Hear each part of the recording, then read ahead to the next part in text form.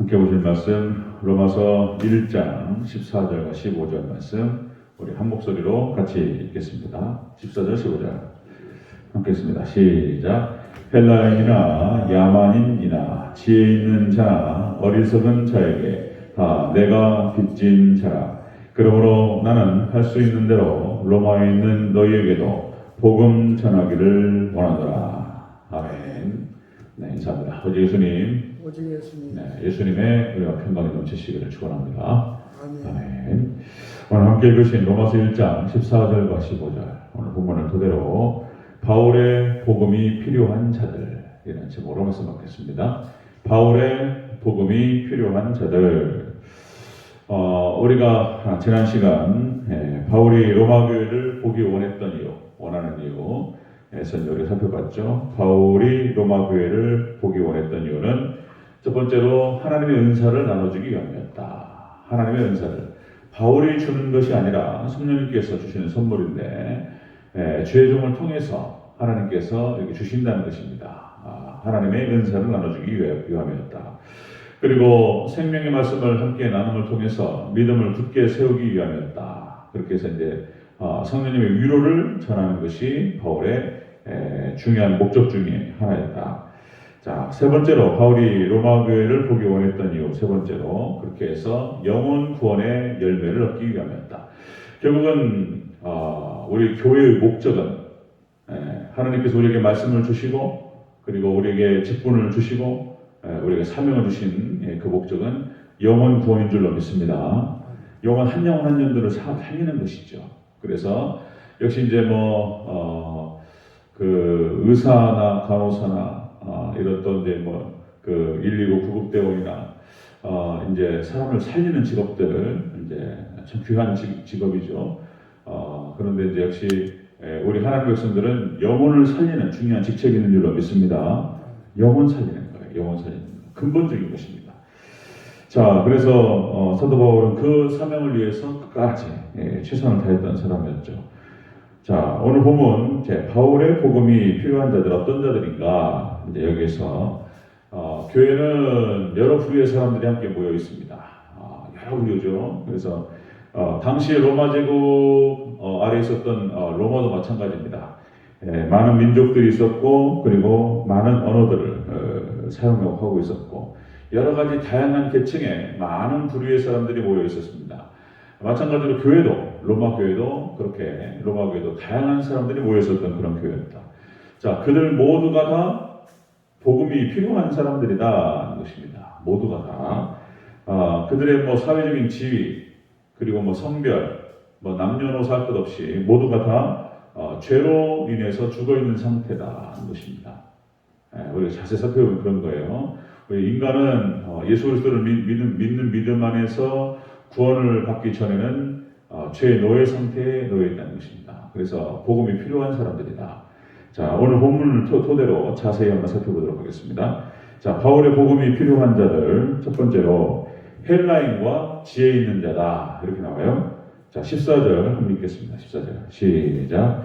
헬라인이나 야만인이나 지혜 있는 자나 어리석은 자에게 다 내가 빚진 자라. 아멘. 바울의 복음이 필요한 자들 첫 번째로 이렇게 헬라인과 지혜 있는 자다.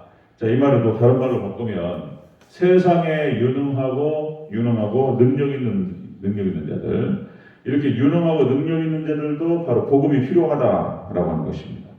여기서 지혜 있는이라고 하는 뜻이 현명한 그 다음에 높은 지성의 이런 뜻입니다. 높은 지성을 가지고 있고 현명한 사람들도 복음이 필요하다는 것입니다. 당시 헬라인들은 헬라 문화를 주도했던 그런 사람들입니다. 헬라. 그래서 역시 헬라 시대 때 여기는 알렉산드리아 학파 그러니까 학문이 발달했던 곳입니다. 소크라테스, 아리스토텔레스, 플라톤 순서로 소크라테스, 플라톤, 아리스토텔레스 이 고대 철학자들의 철학적인 기반이 지금도 영향을 갖고 있습니다. 플라톤 얘기하면은 인생의 거의 모든 문제에 대해서 다 다뤘던 사람이에요. 인생이란 무엇인가 해가지고 모든 범주들을 정하고 강론에 대해서 다 토론하고 이랬던 사람이에요. 그들이 갖고 있는 어떤 그 학문과 지식에 대해서 지금도 영향력 있는 그런 사람들인데, 자, 창세기 1장 2절, 창세기 1장 1절이 태초에 하나님이 천지를 창조하시니라. 2절이 땅이 혼돈하고 공허하며 흑암이 깊음 위에 있고 하나님의 영은 수면에 운행하시니라. 그 다음에 이제 빛이 있었고 3절에 빛이 나와요. 자, 그러니까 이 빛은 예수님의 빛으로 비유할 수 있는데요. 여러분들 예수님의 진리의 빛이 비춰지기 전에는 이 표현이 정확한 표현이에요. 우리가 물질적인 것도 그렇고 영적인 것도 그렇고, 물질적인 것도 빛이 없으면 볼 수가 없습니다. 그렇죠? 이거 우리가 본다라고 했을 때 세 가지 요소가 필요해요. 세 가지 요소. 첫 번째가 이제 빛이 있어야 되고, 그 다음에 물체가 있어야 되고, 그 다음에 눈이 있어요. 눈이. 이 세 가지를 통해서 우리가 보잖아요.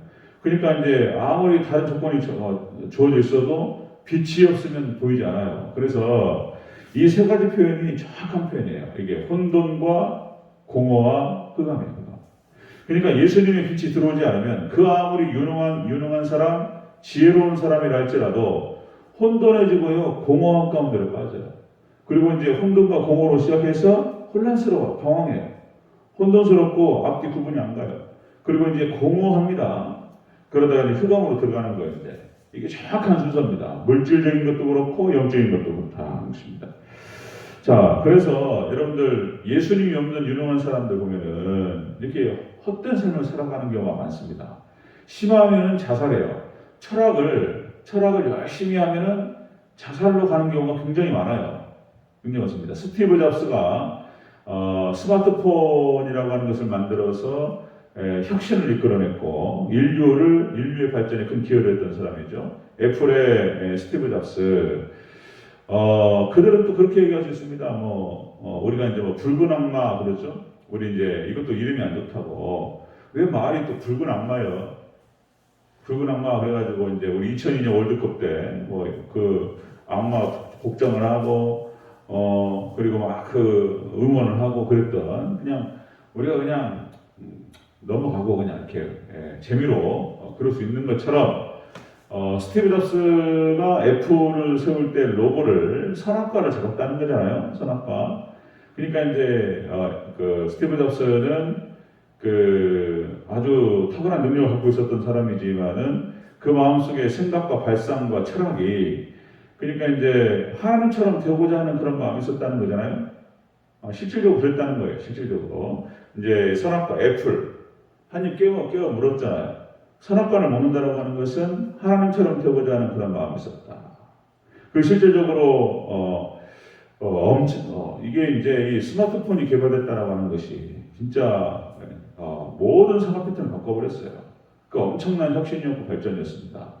그러나 역시 하나님께서 스티브 잡스는 데려가시는 거예요.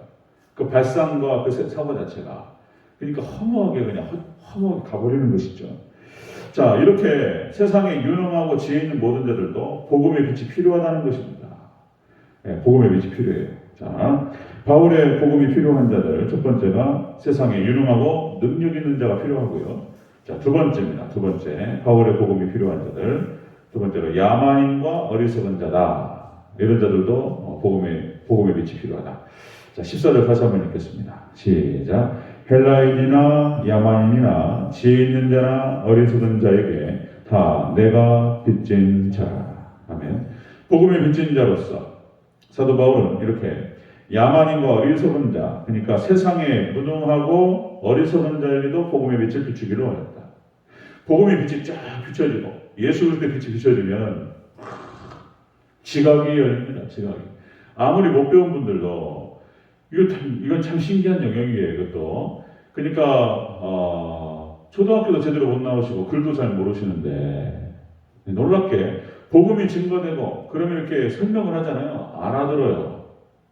알아듣습니다. 그리고 이제 이게 열리셔요.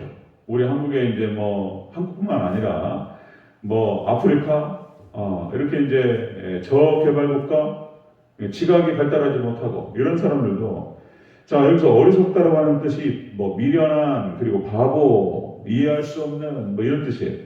이런 사람들도 성령님께서 선물로 주시고 그리고 복음의 빛이 그들에게 비춰지고 믿음을 주시면 놀라운 지각의 역사가 일어나기 시작하고 말씀이 들어가는 줄로 믿습니다.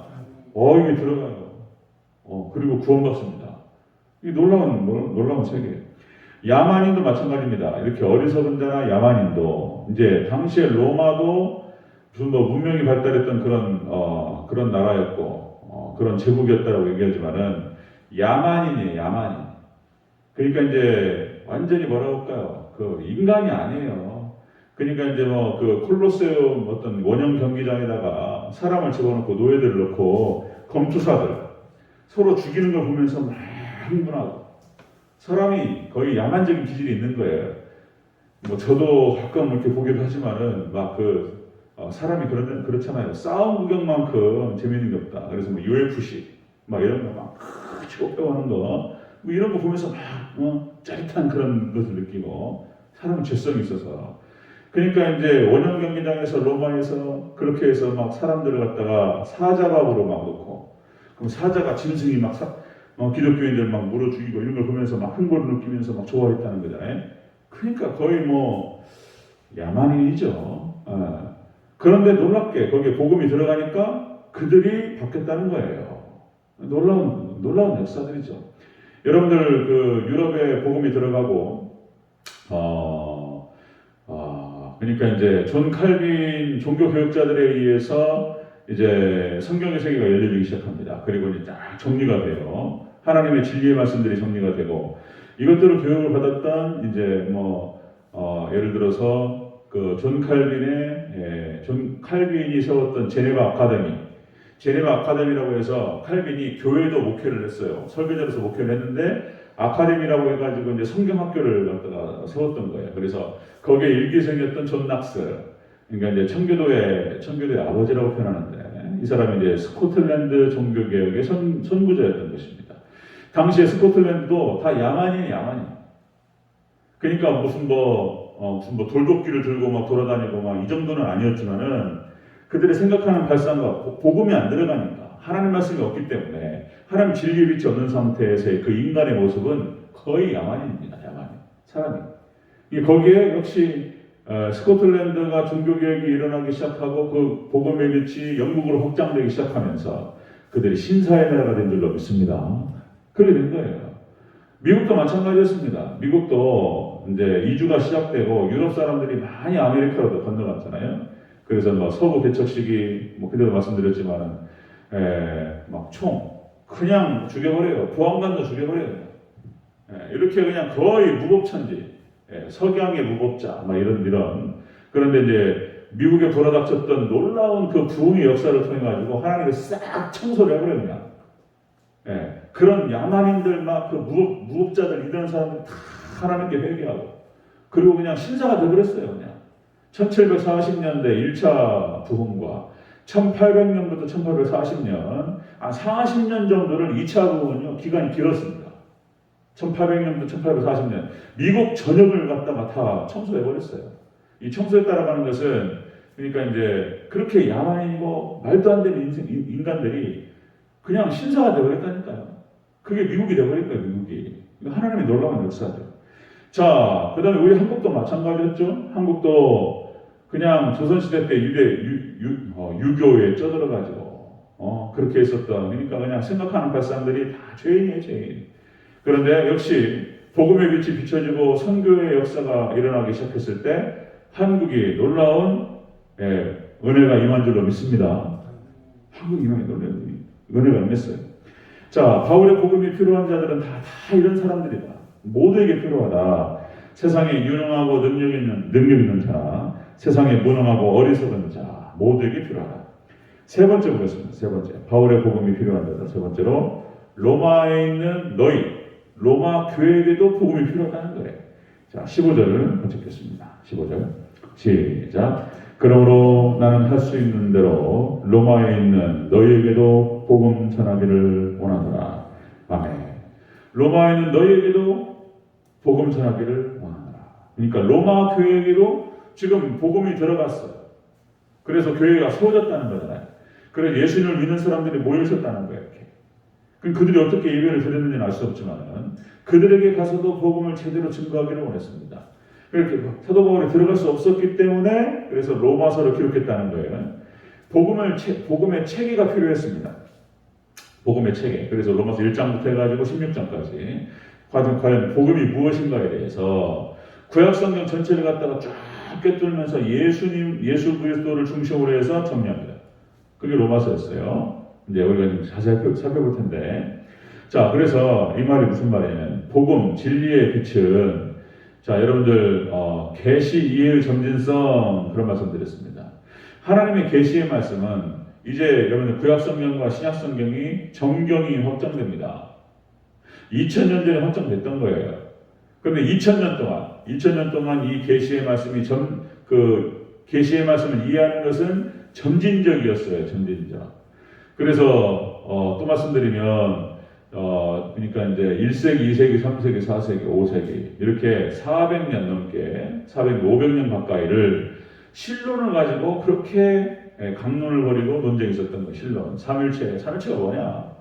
삼일체론 이게 다 신론이에요. 그 다음에 기독론인데 성육신교리, 예수님이 뭐 하나님이냐 또 인간이냐 이 논제. 그 다음에 성령론. 그래서 성령님은 뭐냐 말이에요.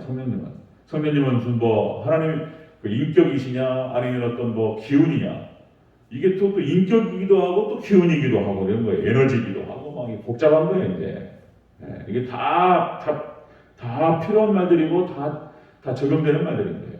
이렇게 신론이 적용이 되고 신론이 밝혀지기 시작하면서 자, 인간이 뭐냐면 인간론입니다. 그래서 이제 우리가 소위 말하는 조직신학, 그 다음에 교의학 이렇게 표현하는데 인간이 뭐냐?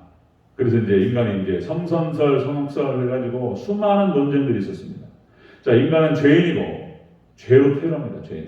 그래서 인간은 악한 존재. 성선설이 아니고 성악설을 갖고 있습니다. 그죠? 그래서 인간은 악한 존재고 태어나면서 가르치지도 않았는데 정확하게 죄를 지어요. 그런 인간의 모습들. 인간이 구원받기 위해서는 어떻게 해야 되느냐? 구원론. 그리고 그 구원론의 과정 가운데에서 교회가 어떤 역할을 하느냐? 교회가 무엇이냐? 교회론. 그리고 마지막 종말 때는 어떤 일이 벌어지느냐? 종말론. 자, 이제 마지막 이 종말 때 20세기 그러니까 다니엘서를 이해할 수가 없었어요. 다니엘서부터 해가지고 성경이 이제 알 수가 없는, 왜냐면은 마지막 때 드러나지 않았기 때문에 마지막 때 지금 이제 20세기, 21세기 드러나서 종말 때가 되다 보니까 많은 징조들이 지금 다 우리 눈앞에 펼쳐집니다.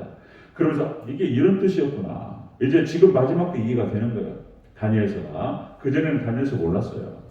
다니엘서, 스가랴서 이런 것들 마지막 때가 되다 보니까 계시록도 마찬가지입니다. 계시록도 지금 종말의 때가 되다 보니까 지금 정확하게 열리는 거예요. 지금 계시가 거의 완성 단계에 와 있습니다. 자, 그러나 여러분들 분명한 것은 자, 하나님의 계시는 한계가 없어요. 늘 그 사람의 지식 수준과 학문에 따라서 하나님 말씀 진리의 세계는 더 많이 열려요. 그래서 2000년 동안 무슨 고대, 중세, 종교개혁시대, 근세, 근대, 현대 쭉 나오면서 그 성경은 늘 항상 해석되어 왔고 적용되어 왔어요. 그 시대에. 그러면서 그 시대 사람들을 구원한 줄로 믿습니다. 지금 마지막 때가 되다 보니까 이제 계시가 더 많이 드러났어요.